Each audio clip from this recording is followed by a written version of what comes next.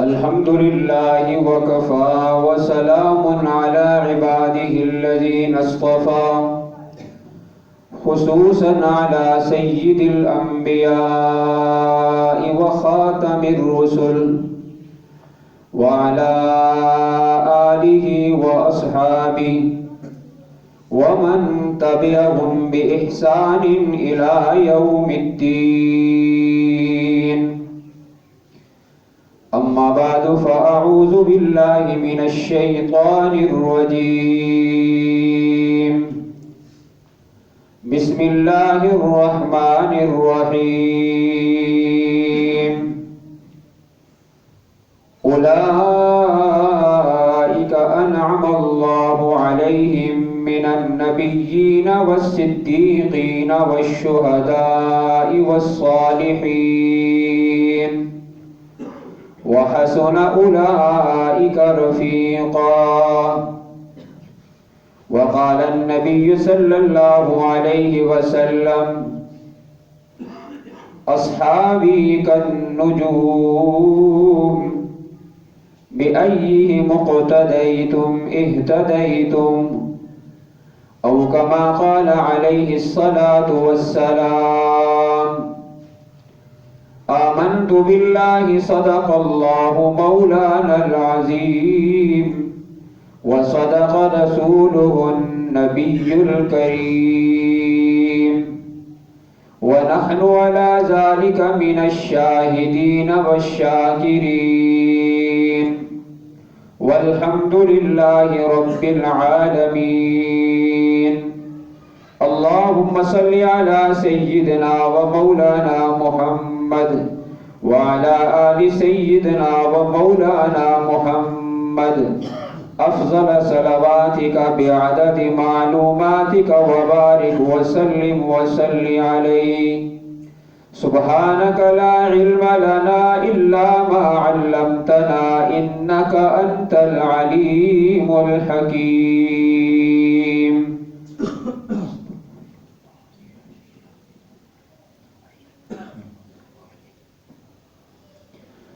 انتہائی واجب الاحترام، قابل صد احترام، ذی وقار بزرگوں، نوجوان دوستوں، گزشتہ جمعہ بھی آپ کے سامنے یہ بات عرض کی تھی کہ سورہ توبہ میں اللہ رب العزت کا ارشاد ہے: اذ ہما فی الغار اذ یقول لصاحبہ لا تحزن ان اللہ معنا. اس میں اللہ رب العزت نے خاص واقعہ کی طرف اشارہ فرمایا، تو حسب وعدہ اس واقعہ کو آج آپ کے سامنے عرض کرنے کا عزم اور ارادہ رکھتا ہوں. دعا کیجئے کہ اللہ رب العزت صحیح بات کہنے کی توفیق نصیب فرمائے، سننے اور سمجھنے کے بعد اللہ رب العزت ہم سب کو عمل کی توفیق عطا فرمائے. سامعین محترم، جیسا کہ سب مسلمان اس بات کو بخوبی جانتے ہیں کہ رسول اللہ صلی اللہ علیہ وسلم نے جب اللہ کا پیغام سنانا شروع فرمایا، مکے والوں کو نبی علیہ السلام نے جب اللہ کی وحدانیت کی طرف بلایا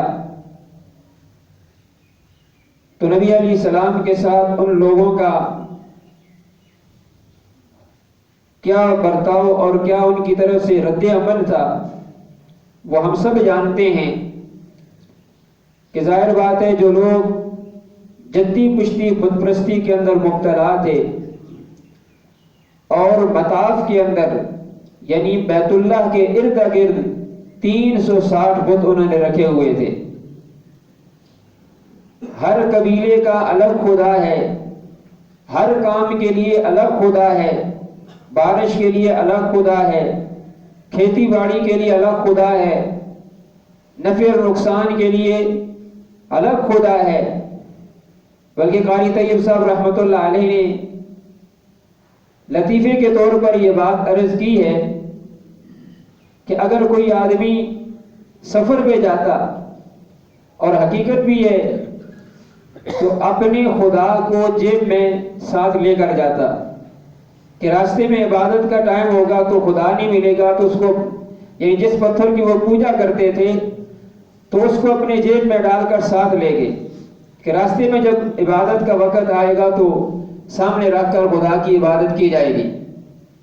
اب جب وہ سفر میں گئے اور اس کو سامنے رکھ کر جب پوجنا شروع کیا، اس کی عبادت شروع کی، تو عبادت کے دوران ایک دوسرے پتھر پر نظر پڑی جو اس سے زیادہ خوبصورت تھا، اس خدا بیچارے کو ادھر ہی پھینک دیا، نیا اٹھا کر جیب میں ڈال لیا۔ یہ ان کی حالت تھی۔ تو ظاہر بات ہے جن لوگوں کی جسے کہتے ہیں نا گٹی کے اندر شرک اور بت پرستی پڑی ہوئی ہو، تو ان کو راہ راست پہ لانا کوئی آسان کام نہیں تھا۔ تو نبی علیہ السلام کی مخالفت ہوئی، آپ کو طرح طرح سے ستایا گیا، یہاں تک کہ اللہ کے محبوب کو مکہ چھوڑنے پر ان لوگوں نے مجبور کر دیا، اور اللہ کی طرف سے ہجرت کا حکم آ گیا، لیکن عام صحابہ کرام کے لیے، یعنی عام مسلمانوں کے لیے اللہ کی طرف سے حکم آ گیا کہ آپ ان کو کہیں کہ یہاں سے ہجرت کر کے مدینہ چلے جائیں۔ چنانچہ صحابہ کرام نے ہجرت کرنا شروع کر دی، اپنا گھر بار مال جائیداد ہر چیز کو چھوڑ کر مکے سے نکل کر مدینے کی طرف وہ جانے لگے، اور صحابہ کرام چھپ کر خاموشی کے ساتھ ہجرت کر رہے ہیں۔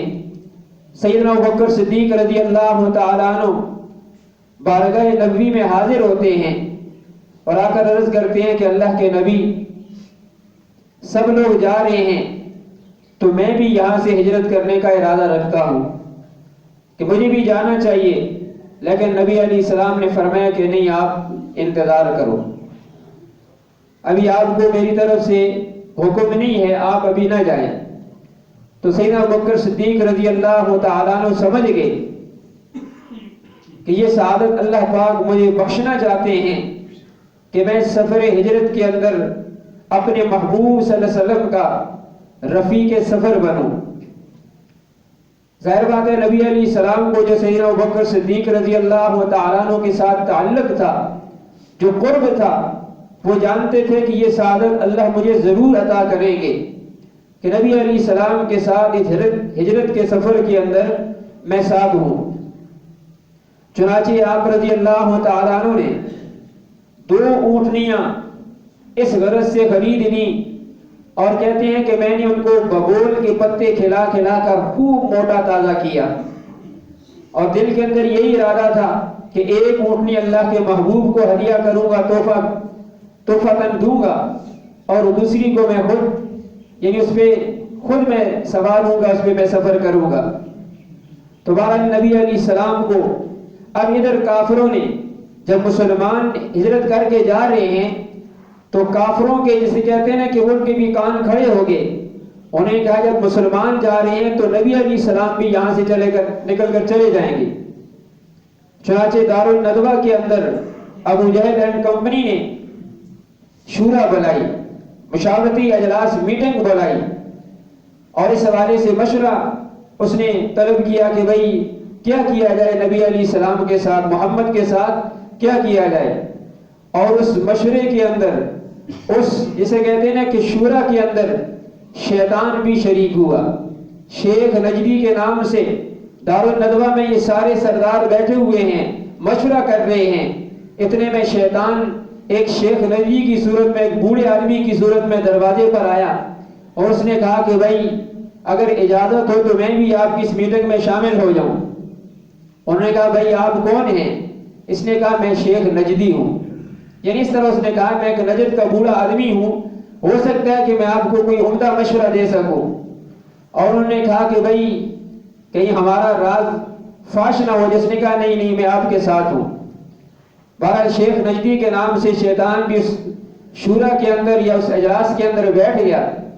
اب سردار مشورہ کر رہے ہیں، ایک نے یہ مشورہ دیا کہ میرا مشورہ یہ ہے کہ اس شخص کو یہاں سے نکال دیا جائے، نبی علیہ السلام کو مکے سے نکال دیا جائے۔ فوراً شیخ نجدی بولا، اس نے کہا کہ نہیں، اس کو آپ یہاں سے نکالیں گے؟ آپ جانتے نہیں ہیں کہ اس کی زبان کے اندر کیسی مٹھاس اور کیسی حلاوت ہے، یہ جہاں بھی جائیں گے لوگوں کو اپنا گرویدہ بنا لیں گے، لہذا یہ مشورہ ٹھیک نہیں ہے۔ دوسرے نے کہا کہ میرا مشورہ یہ ہے کہ ان کو نظر بند کر دیا جائے، قید کر دیا جائے۔ شیخ نجدی شیطان نے کہا کہ نہیں، یہ مشورہ بھی ٹھیک نہیں ہے، اس لیے کہ آپ کو پتہ ہے اصحاب محمد کو محمد کے ساتھ، نبی علیہ السلام کے صحابہ کو، آپ کے ساتھیوں کے ساتھ جو نبی علیہ السلام کے ساتھ محبت ہے، صحابہ کرام کو، وہ اپنی جانوں پر کھیل کر آ کر ان کو آپ کی قید سے اس کو نکال لیں گے، لہذا یہ بات بھی ٹھیک نہیں ہے۔ ابو جہل نے کہا میرا مشورہ یہ ہے، ہر قبیلے سے ایک نوجوان لیا جائے، ہر قبیلے سے ایک نوجوان منتخب کیا جائے، اور وہ سارے کے سارے قبائل کے وہ نوجوان مل کر یکبارگی ان پر حملہ کریں اور ان کو قتل کر دیں، شہید کر دیں۔ شیخ نجدی نے کہا یہ بات آپ نے کام کی ہے۔ شیطان نے کہا یہ مشورہ جو ہے اس قابل ہے کہ اس کو لیا جائے، اس پہ عمل کیا جائے۔ چنانچہ اس مشورے کے مطابق ہر قبیلے سے ایک نوجوان لیا گیا، اور اس کے اندر ابو جہل نے حکمت یہ بیان کی کہ ظاہر بات ہے جب ہر قبیلے سے ایک نوجوان آئے گا تو نبی علیہ السلام کو قتل کر دیں گے، محمد کو جب قتل کر دیں گے تو لازمی بات ہے بنو ہاشم کے اندر جو نبی علیہ السلام کا قبیلہ ہے اس میں اتنی طاقت نہیں ہے کہ وہ سارے قبائل کے ساتھ مقابلہ کر سکے۔ سارے قبائل کے ساتھ مقابلہ کرنا یہ ان کے بس کی بات نہیں ہوگی، تو لازمی بات ہے وہ دیت پر، خون بہا پر وہ راضی ہوں گے، تو سارے قبیلے مل کر نبی علیہ السلام کا یعنی محمد کا خون بہا اور دیت ادا کر دیں گے۔ چنانچہ اسی مشورے اور اسی جسے کہتے ہیں کہ میٹنگ کے مطابق نبی علیہ السلام کے گھر کا محاصرہ کر لیا گیا۔ قرآن مجید کے اندر بھی اللہ رب العزت نے سورہ یاسین کی ابتدائی آیات میں اس واقعے کی طرف اشارہ فرمایا۔ تو باہر وہ محاصرے کے اندر نبی علیہ السلام کے گھر کو محاصرے میں لیے کھڑے ہیں۔ اب اللہ کی طرف سے نبی علیہ السلام کو حکم آ گیا کہ آپ ہجرت کریں، آپ یہاں سے نکل کر جائیں۔ چنانچہ نبی علیہ السلام نے مختصراً عرض کر رہا ہوں، حضرت علی رضی اللہ تعالیٰ عنہ کو اپنے بستر پر سلا دیا، فرمایا کہ علی تم میرے بستر پر سو جاؤ، اور یہ امانتیں ہیں ان ظالموں کی، یعنی یہ میں کہہ رہا ہوں یہ امانتیں ہیں ان لوگوں کی کہ جو باہر اللہ کے نبی کے خون کے پیاسے ہیں اور ان کو شہید کرنے کے لیے کھڑے ہیں، ان لوگوں کی امانتیں صبح حوالے کر کے تم آ جانا۔ چنانچہ حضرت علی رضی اللہ تعالیٰ عنہ نبی علیہ السلام کے بستر پر سو گئے، اور نبی علیہ السلام باہر نکلے۔ سورہ یاسین کی وہ ابتدائی آیات اللہ کے نبی نے تلاوت فرمائی، اور ہاتھ مبارک میں تھوڑی سی مٹی لی اور ان لوگوں کی طرف پھینک دی، فَأَغْشَيْنَاهُمْ فَهُمْ لَا يُبْصِرُونَ، یہاں تک اللہ کے نبی نے سورہ یاسین کی آیات تلاوت فرمائی۔ اب وہ باہر کھڑے ہیں اور نبی علیہ السلام وہاں سے نکل کر چلے گئے، سیدھے ابوبکر صدیق رضی اللہ تعالیٰ عنہ کے دروازے پر جاتے ہیں۔ حضرت فاروقی رحمہ اللہ نے ایک عجیب بات یہاں پر ذکر فرمائی ہے، فرمایا کہ ایک معراج نبی کو ہوا، ایک معراج صدیق کو ہوا۔ نبی اور صدیق کے معراج کے اندر فرق کیا ہے کہ جب نبی کی معراج کی باری آتی ہے جبرائیل امین نبی علیہ السلام کو لینے کے لیے آتے ہیں، اور جب صدیق کے معراج کی باری آتی ہے اللہ کا نبی خود صدیق کو لینے کے لیے جاتے ہیں۔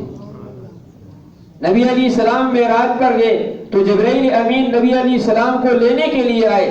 اب یہاں صدیق کی معراج ہے کہ اللہ کے نبی صدیق کے گھر کے دروازے پر خود جاتے ہیں، اور جا کر جب دستک دی ابوبکر صدیق رضی اللہ تعالیٰ عنہ باہر تشریف لائے، فرمایا فداک ابی و امی یا رسول اللہ، اے اللہ کے نبی میرے ماں باپ آپ پہ قربان ہو جائیں، آپ تشریف لائے، مجھے حکم دیتے میں حاضر خدمت ہوتا۔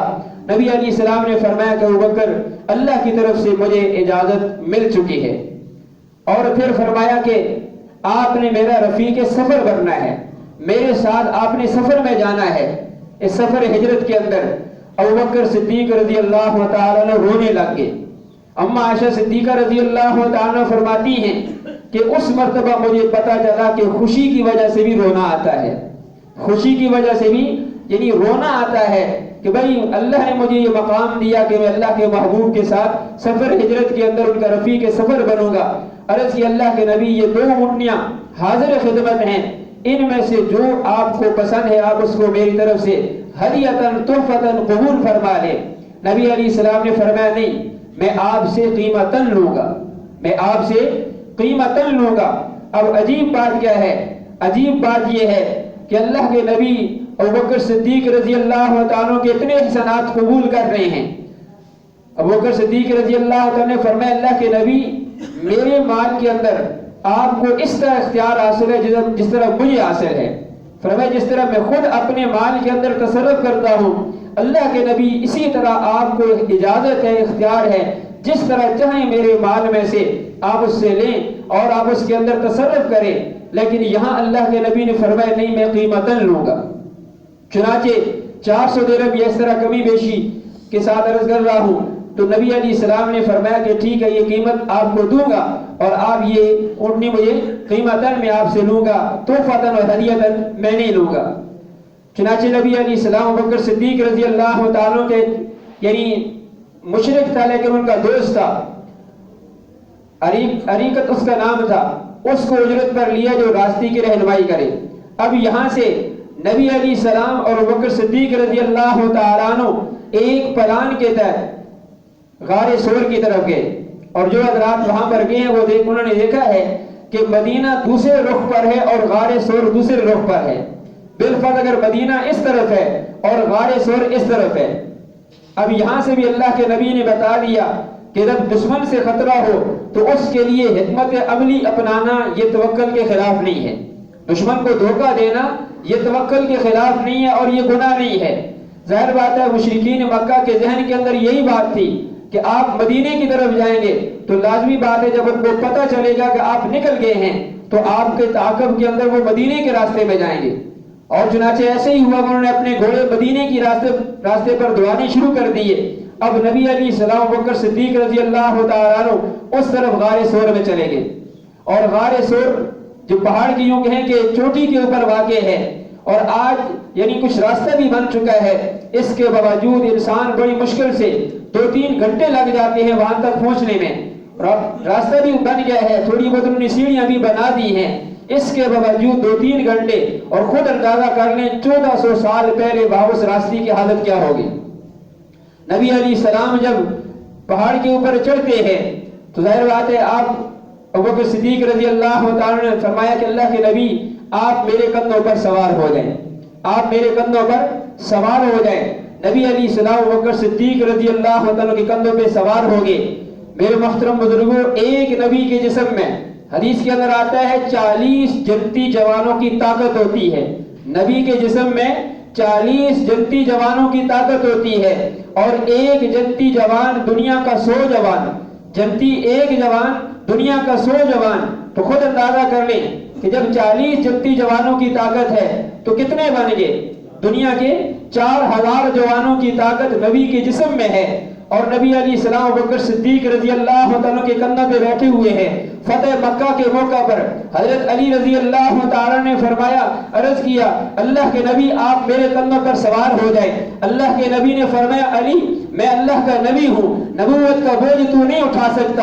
اور یہاں نبی علیہ السلام نے ابوبکر صدیق سے نہیں فرمایا کہ اے صدیق میں نبی ہوں، نبوت کا بوجھ تو نہیں اٹھا سکتا۔ نبی علیہ السلام سمجھ گئے تھے کہ ابوبکر صدیق رضی اللہ تعالیٰ عنہ محبت کی انتہا میں پہنچا ہوا ہے، اس لیے کہ اس کو میرے ساتھ ایسی محبت ہے یہ جتنا بھی وزن ہوگا اس کو اٹھا لے گا، اور نبی علیہ السلام کو اپنے کندھوں پہ اٹھا کر غار سور تک لے گئے۔ نبی علیہ السلام کو اپنے کندھوں مبارک پہ اٹھا کر غار سور میں لے گئے، اور وہاں جب پہنچے نبی علیہ السلام اندر داخل ہوتے ہیں، عرض کرتے ہیں فداک ابی و امی یا رسول اللہ، اللہ کے نبی میرے ماں باپ آپ پہ قربان ہو جائیں، آپ اندر نہ جائیے، میں خود اندر جاتا ہوں، اگر وہاں پر کوئی موذی چیز کوئی تکلیف دہ چیز ہوگی میرے اوپر آئے گی، آپ محفوظ رہیں گے۔ اور اندر جا کر غار کو صاف کیا، جتنے بھی سوراخ تھے ان کو بند کیا، بند کرنے کے بعد 2 سوراخ بچ گئے، ان پر اپنی ایڑیاں مبارک رکھی رکھنی اور عرض کہ اللہ کے نبی اندر تشریف لائیے. نبی علیہ السلام اندر تشریف لے گئے. آپ تھکے ہوئے تھے. نبی علیہ السلام نے ابوبکر صدیق کی گود میں سر رکھ کر فرمایا آرام کرنے لگے اور نبی علیہ السلام کی آنکھ لگ گئی. ادھر سانپ نے ابوبکر صدیق کی ایڑی کے اندر ڈسنا شروع کر دیا لیکن حرکت جسم کو نہیں دے رہے. اندازہ کریں سانپ کاٹ رہا ہے, سانپ ڈنگ مار رہا ہے لیکن حرکت نہیں کر رہے کہ میری حرکت کی وجہ سے اللہ کے نبی کے آرام کے اندر خلل نہ آ جائے. اور اتنے میں ادھر کافر تلاش کرتے کرتے غار سور کے منہ پر پہنچ گئے اور عرض کرتے اللہ کے نبی. اور جب سانپ نے کاٹا تو آپ نے جسم کو حرکت نہ دی لیکن غیر اختیاری طور پر آنکھوں سے آنسو نکلے اور آنسو کا قطرہ اللہ کے نبی کے رخسار مبارک پہ گرا. نبی علیہ السلام کی آنکھ کھل گئی. فرمایا ابوبکر کیا بات ہے, کیوں رو رہے ہو؟ اللہ کے نبی مجھے سانپ نے کاٹ لیا ہے. نبی علیہ السلام نے اپنا لعاب مبارک لگایا, تکلیف ختم ہوگی. اتنے میں کافر غار کے منہ پر پہنچ چکے ہیں اور عرض کرتے ہیں اللہ کے نبی اگر ان میں سے کسی نے اپنے پاؤں کی طرف دیکھا یعنی نیچے کے اس نے دیکھا تو وہ ہمیں دیکھ لے گا. اللہ کے نبی نے کیا فرمایا لا تحزن ان اللہ معنا اذ ہما فی الغار اذ یقول لصاحبہ لا تحزن ان اللہ معنا. اللہ فرماتے ہیں اس وقت کو یاد کرو اذ ہما فی الغار کہ جب وہ دونوں غار کے اندر تھے. صحابہ اکرام میں سے ابوبکر صدیق رضی اللہ تعالیٰ عنہ کو یہ سعادت حاصل ہے کہ قرآن کی اس آیت کے اندر آپ اللہ رب العزت نے ابوبکر صدیق رضی اللہ تعالیٰ عنہ کی صحابیت کو ذکر کیا. فرمایا اذ ہما فی الغار جب وہ دونوں غار کے اندر تھے. دونوں کون ہے؟ ایک اللہ کے محبوب ہے, ایک ابوبکر صدیق رضی اللہ تعالیٰ عنہ ہے. اذ ہما فی الغار اذ یقول لصاحبہ لا تحزن کہ یاد کر اس وقت کو جب اپنے صاحب سے کہہ رہے تھے. اللہ کے نبی ابوبکر صدیق سے فرما رہے تھے اذ یقول لصاحبہ لا تحزن ان اللہ معنا. ابوبکر غم نہ کر, اللہ ہمارے ساتھ ہے. میرے محترم بزرگوں, بنی اسرائیل جب فرعون سے نکل کر, فرعون سے بچ کر اور فرعون سے بھاگ کر جب مصر کی طرف جانے لگے, آگے دریا آ گیا, آگے دریا آ گیا, راستہ بھول گئے. اور جب آگے دریا ہے بنی اسرائیل نے کہا قال اصحاب موسیٰ انا لمدرکون. اللہ نے فرمایا موسیٰ کے ساتھیوں نے قال اصحاب موسیٰ انا لمدرکون, اے موسیٰ ہم تو پکڑے گئے. آگے دریا کی موجیں ہیں, پیچھے فرعون کی فوجیں ہیں, آگے جائیں گے غرق ہوں گے, پیچھے جائیں گے قتل ہوں گے, ہم تو پکڑے گئے. موسیٰ علیہ السلام نے فرمایا کلا کلا ان معی ربی سیہدین. ہرگز نہیں ہو سکتا, ان معی ربی میرا رب میرے ساتھ ہے. موسیٰ علیہ السلام کیا کہہ رہے ہیں ان معی ربی میرا رب میرے ساتھ ہے. لیکن یہاں اللہ کے نبی کیا فرما رہے ہیں لا تحزن ان اللہ معنا, اللہ ہمارے ساتھ ہے. یعنی اللہ کی معیت کو جس طرح اپنے لیے ثابت کیا اسی طرح ابوبکر صدیق کے لیے ثابت کیا. اے ابوبکر جس طرح رب کی مدد میرے ساتھ ہے اسی طرح رب کی مدد تیرے ساتھ ہے. اور وہاں موسیٰ علیہ السلام نے کیا کہا ان معی ربی میرا رب میرے ساتھ ہے. یہاں نبی علیہ السلام نے ابوبکر صدیق سے فرمایا اللہ ہمارے ساتھ ہے اور فرمایا لا تحزن غم نہ کر. میرے محترم بزرگوں, حزن اور خوف یہ دو لفظ ہیں, عربی کے یہ دو لفظ ہیں لا تحزن لا تخف. خوف اور حزن کے اندر فرق کیا ہے؟ خوف کہتے ہیں جس میں بندے کی اپنی ذات کا مسئلہ ہو. موسیٰ علیہ السلام جب اس لاٹھی کو اللہ نے فرمایا لاٹھی پھینکو, موسیٰ علیہ السلام جب لاٹھی پھینکی اور جب وہ اژدہا بنی, سانپ بنی, تو موسیٰ علیہ السلام بھاگے, ڈر کے مارے بھاگے. تو اللہ نے کیا کہا لا تخف, اے موسیٰ نہ ڈر. موسیٰ علیہ السلام سانپ سے ڈر رہے تھے تو اپنی ذات کے لیے یہ سانپ مجھے تکلیف دے گا. تو جب مسئلہ اپنی ذات کا ہو وہاں پر خوف کا لفظ استعمال ہوتا ہے, اور جہاں مسئلہ دوسرے کے لیے ہو وہاں حزن کا لفظ استعمال ہوتا ہے. یعنی ابوبکر صدیق رضی اللہ تعالیٰ کا اپنا خوف نہیں تھا, اپنا ڈر نہیں تھا کہ یہ ہمیں قتل ہو جاؤں گا. اگر ڈر تھا تو اللہ کے محبوب کی تکلیف کا ڈر تھا کہ اللہ کے محبوب کو تکلیف پہنچے گی. اس لیے نبی علیہ السلام نے فرمایا لا تحزن ان اللہ معنا, غم نہ کر اللہ ہمارے ساتھ ہے. چنانچہ 3 دن نبی علیہ السلام ابوبکر صدیق رضی اللہ تعالیٰ عنہ غار ثور کے اندر رپوش ہوتے ہیں اور اس کے بعد پھر وہاں سے سفر شروع کیا. جب انگریز نے 1857 کی جنگ آزادی میں جب مسلمانوں کو ناکامی ہوئی اور انگریز نے مسلمانوں کو قتل کرنا شروع کیا، علماء کو پھانسی پہ لٹکانا شروع کیا اور گرفتاریاں شروع ہوئی، مولانا قاسم نانوتوی رحمہ اللہ کو جب ان کے خلاف یعنی گرفتاری کے وارنٹ جاری ہوتے ہیں، قاسم نانوتوی رحمہ اللہ رپوش ہو جاتے ہیں، 3 دن رپوش رہنے کے بعد باہر آ جاتے ہیں۔ اب دوستوں نے کہا حضرت آپ نے یہ کیا کیا؟ اگر آپ نے گرفتاری دینی تھی تو پہلے دن سے دے دیتے، اور اگر آپ نے گرفتاری نہیں دینی تھی تو پھر 3 دن چھپنے کا مسئلہ کیا ہے؟ 3 دن آپ کس لیے یہ رپوش ہوئے ہیں؟ قربان جائیے قاسم نانوتوی رحمہ اللہ کے مقام اور مرتبے پہ، فرمایا کہ میں جو 3 دن رپوش ہوا ہوں، اللہ کی قسم اس لعنتی کے خوف سے میں رپوش نہیں ہوا، اس انگریز کے ڈر سے میں رپوش نہیں ہوا، میں یہاں پر جو 3 دن رپوش ہوا ہوں، چھپا ہوں اپنے نبی کی سنت پر، کہ میرے نبی نے 3 دن غار سور کے اندر رپوشی اختیار فرمائی تھی نبی کی سنت کو زندہ کرنے کے لیے، میں 3 دن رپوش ہوا ہوں، اس کے بعد باہر آ گیا ہوں۔ تو 3 دن کے بعد نبی علیہ السلام ابوبکر صدیق رضی اللہ تعالیٰ عنہ غار سور سے نکل کر جب مدینے کی طرف سفر کرتے ہیں اور اس جگہ پر پہنچے جو مکے کی طرف رستہ جاتا ہے، مین سڑک جو مکے ہے اس کی طرف جو رستہ مکے کی طرف رستہ جاتا ہے، اللہ کے نبی رونے لگ گئے، اور ابوبکر صدیق رضی اللہ تعالیٰ نے دیکھا، فرمایا اضحک اللہ سنک یا رسول اللہ، اللہ کے نبی اللہ آپ کو ہمیشہ ہنساتا رہے، آپ کیوں رو رہے ہیں؟ میرے محترم بزرگوں، نبی علیہ السلام نے فرمایا ابوبکر جب اس راستے کو دیکھا ہے تو مجھے اپنا وطن یاد آ گیا ہے، مجھے مکہ یاد آ گیا، وطن ہوتا ہے، مجھے مکہ یاد آ گیا ہے، اور اللہ سے برداشت نہ ہوا کہ میرا محبوب رو رہا ہے اپنے وطن کی محبت میں۔ اللہ نے فوراً جبرائیل کو بھیجا، جبرائیل علیہ السلام تشریف لائے اور آ کر اللہ کا پیغام سنایا، ان الذی فرض علیک القرآن ان الذی فرض علیک القرآن لرادک الی معاد، بے شک جس اللہ نے آپ پر قرآن اتارا ہے، ان الذی فرض علیک القرآن، جس اللہ نے آپ پہ قرآن اتارا ہے وہ اللہ آپ سے وعدہ کرتا ہے لرادک الی معاد، ایک دن آپ کو ضرور اپنے وطن کی طرف لوٹائے گا۔ آج آپ یعنی چھپ کے جا رہے ہیں، آج آپ مجبور ہو کے جا رہے ہیں، لیکن ایک دن آئے گا آپ فاتحانہ انداز کے اندر اپنی اسی وطن کے اندر آئیں گے۔ چنانچہ پھر 8 سال کے بعد نبی علیہ السلام فتح مکہ کے موقع پر جہاں تشریف لائے، 10,000 کا لشکر جرار ساتھ ہے اور اللہ کے نبی مکہ میں داخل ہو رہے ہیں۔ تو بہرحال اللہ نے فرمایا نہیں، آپ کو ہم کبھی یعنی غمزدہ اور پریشان نہیں دیکھ سکتے، آپ سے وعدہ ہے کہ لرادک الی معاد، ضرور آپ کو واپس مکے کی طرف لوٹائیں گے۔ یہاں سے ابوبکر صدیق رضی اللہ تعالیٰ عنہ اور نبی علیہ السلام نے آگے جو ہجرت کا سفر آگے جو کیا، انشاءاللہ زندگی رہی، آئندہ جو میں آپ کے سامنے ذکر کیا جائے گا۔ وآخر دعوانا ان الحمد للہ رب العالمین۔